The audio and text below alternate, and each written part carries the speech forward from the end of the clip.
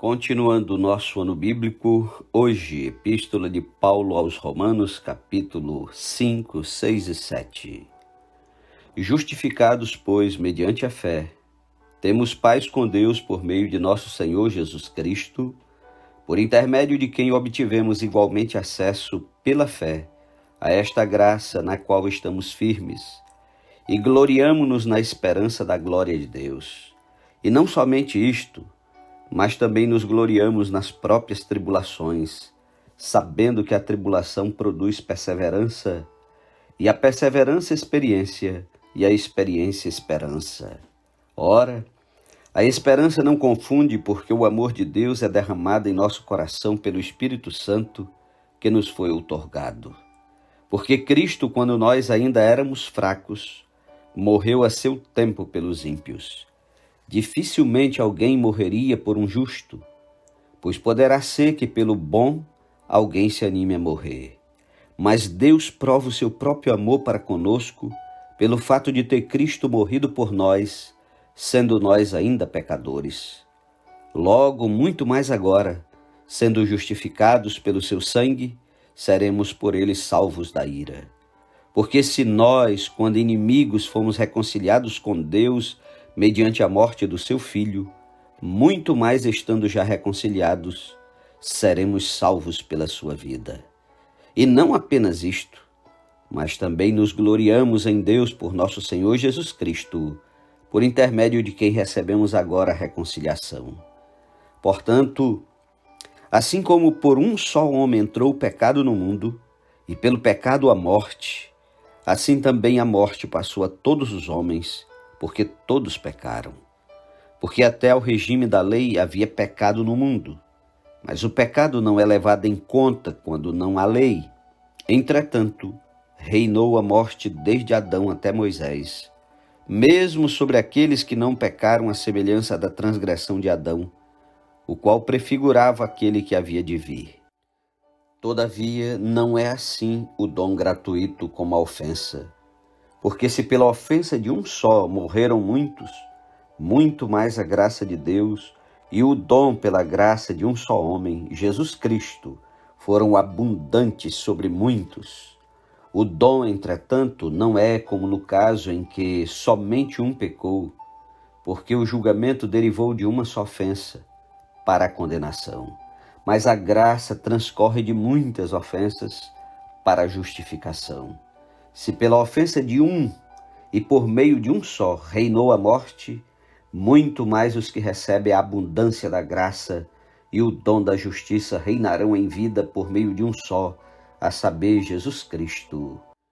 Pois assim como por uma só ofensa veio o juízo sobre todos os homens para a condenação, assim também por um só ato de justiça veio a graça sobre todos os homens para a justificação que dá vida. Porque, como pela desobediência de um só homem, muitos se tornaram pecadores, assim também, por meio da obediência de um só, muitos se tornarão justos. Sobreveio a lei para que avultasse a ofensa, mas onde abundou o pecado, superabundou a graça, a fim de que, como o pecado reinou pela morte, assim também reinasse a graça pela justiça para a vida eterna, mediante Jesus Cristo nosso Senhor. Capítulo 6. Que diremos, pois? Permaneceremos no pecado para que seja a graça mais abundante? De modo nenhum. Como viveremos ainda no pecado, nós, os que para com ele morremos? Ou porventura ignorais que todos nós que fomos batizados em Cristo Jesus, fomos batizados na sua morte? Fomos, pois, sepultados com ele na morte pelo batismo, para que, como Cristo foi ressuscitado dentre os mortos pela glória do Pai, assim também andemos nós em novidade de vida. Porque se fomos unidos com ele na semelhança da sua morte, certamente o seremos também na semelhança da sua ressurreição. Sabendo isto, que foi crucificado com ele o nosso velho homem, para que o corpo do pecado seja destruído e não sirvamos o pecado como escravos, porquanto quem morreu está justificado do pecado. Ora, se já morremos com Cristo, Cremos que também com ele viveremos, sabedores de que, havendo Cristo ressuscitado dentre os mortos, já não morre, a morte já não tem domínio sobre ele. Pois, quanto a ter morrido, de uma vez para sempre morreu para o pecado. Mas, quanto a viver, vive para Deus. Assim também vós considerai-vos mortos para o pecado, mas vivos para Deus em Cristo Jesus. Não reine, portanto, o pecado em vosso corpo mortal, de maneira que obedeçais às suas paixões, nem ofereçais cada um os membros do seu corpo ao pecado como instrumentos de iniquidade.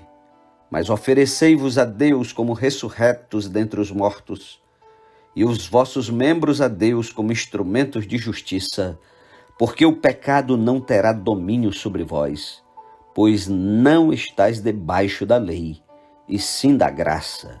E daí? Havemos de pecar porque não estamos debaixo da lei e sim da graça? De modo nenhum. Não sabeis que daquele a quem vos ofereceis como servos, para a obediência desse mesmo a quem obedeceis sois servos? Seja do pecado para a morte ou da obediência para a justiça?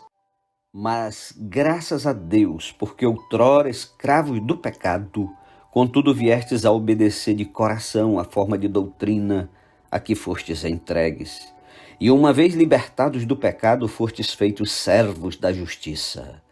Falo como homem por causa da fraqueza da vossa carne.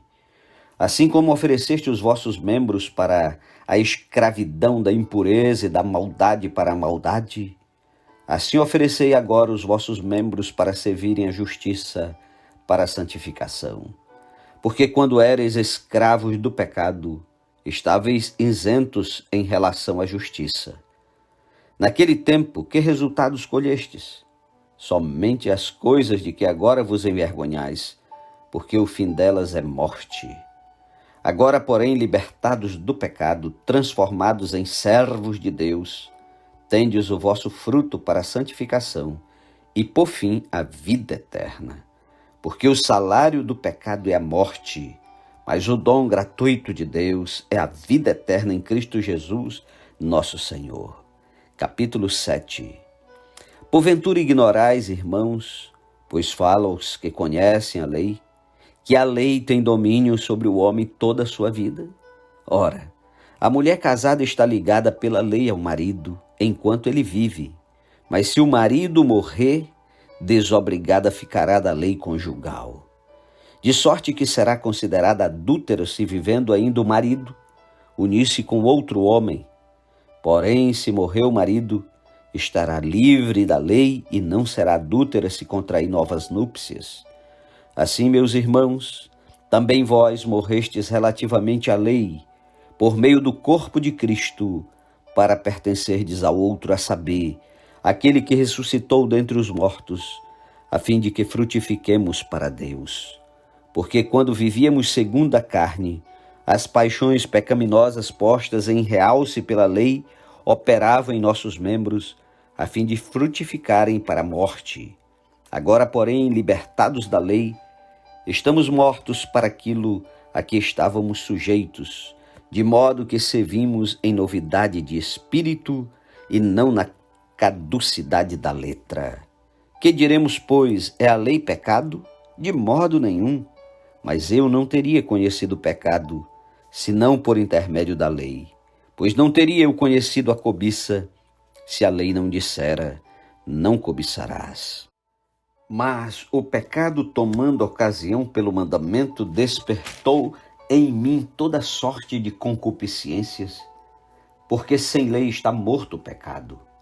Outrora, sem a lei eu vivia, mas sobrevindo o preceito, reviveu o pecado e eu morri.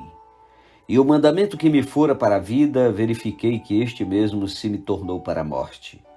Porque o pecado, prevalecendo-se do mandamento, pelo mesmo mandamento me enganou e me matou. Por conseguinte, a lei é santa e o mandamento santo e justo e bom. Acaso o bom se me tornou em morte? De modo nenhum. Pelo contrário, o pecado, para revelar-se como pecado por meio de uma coisa boa, causou-me a morte, a fim de que pelo mandamento se mostrasse sobremaneira maligno. Porque bem sabemos que a lei é espiritual. Eu, todavia, sou carnal, vendido à escravidão do pecado, porque nem mesmo compreendo o meu próprio modo de agir, pois não faço o que prefiro e sim o que detesto. Ora, se faço o que não quero, consinto com a lei que é boa. Neste caso, quem faz isto já não sou eu, mas o pecado que habita em mim. Porque eu sei que em mim, isto é, na minha carne, não habita bem nenhum, pois o querer bem está em mim, não, porém, o efetuá-lo. Porque não faço o bem que prefiro, mas o mal que não quero, esse faço. Mas se eu faço o que não quero, já não sou eu quem o faz, e sim o pecado que habita em mim. Então, ao querer fazer o bem, encontro a lei de que o mal reside em mim. Porque no tocante ao homem interior tenho prazer na lei de Deus, mas vejo nos meus membros outra lei que, guerreando contra a lei da minha mente, me faz prisioneiro da lei do pecado que está nos meus membros. Desventurado homem que sou, quem me livrará do corpo desta morte? Graças a Deus por Jesus Cristo, nosso Senhor. De maneira que eu, de mim mesmo, com a mente sou escravo da lei de Deus, mas segundo a carne da lei do pecado. Amém. Que Deus o abençoe e até amanhã, em nome de Jesus.